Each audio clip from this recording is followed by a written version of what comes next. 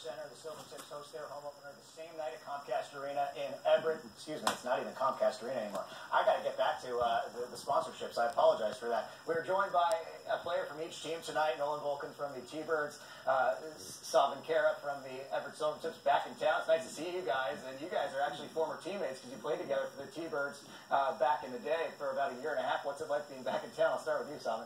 Well, it's definitely good to be back. It's close to home, and kind of missed it over here. Yeah, and Nolan, you've been part of this rivalry between the Silvertips and the T-Birds for the past 5 seasons. How would you describe this rivalry? It's intense, and the fans have as much fun with it as we do, and we look forward to every game we play against them. And they're exciting games, and they're fun to watch. Salvin, you actually played for the T-Birds for a season and a half, as I mentioned before. What's it now like to be on the other side of this rivalry? It's just as intense on both sides, having seen it from the T-Bird side and the Tip side, but it's definitely a lot of fun. It brings energy to the game. It just makes the whole experience that much better. Give me one of your best memories playing together a few years ago.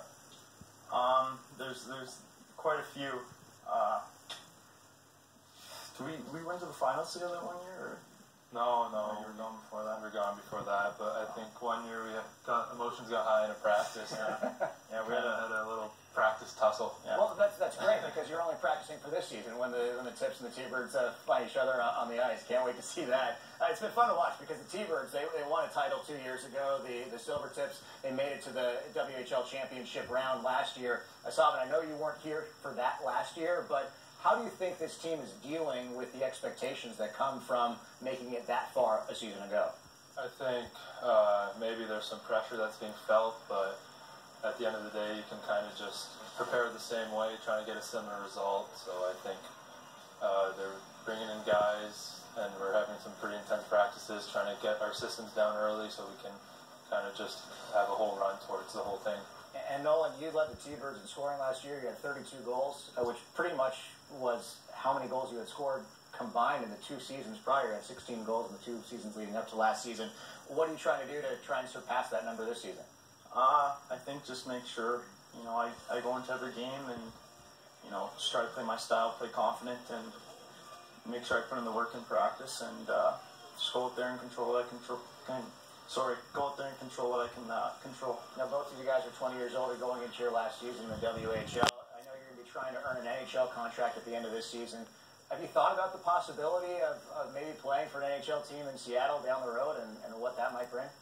Yeah, it would definitely be, exciting. Seattle's a great sports city, and, in Seattle, they stand behind us in every game, and, yeah, I think it would be, a great experience getting to play here. Salvin, what do you think an NHL team would do for the city? I think just any big city like this, it's a striving market for our team. So I think there's a lot of excitement for our team coming over here. So I think it's just going to be just a really good opportunity for fans, young kids seeing NHL players, so they don't really have to cross the border to try to get to Vancouver and watch games over there. Exactly. And a budding rivalry, hopefully, between Seattle and Vancouver when that actually happens. We're all keeping our fingers crossed that it does actually happen. Until then, though, we've got the T-Birds and the Silvertips. Nolan, you've got a lot of experience up front this season with your front line. What's the key to a successful season this year? I think just make sure we go into every game ready to play, and don't take any nights off, and just go out there and control what we can control, and put in the work, and try to get the results. Same question for you, Salvin. The Everett Silvertips this year are going to be successful if what?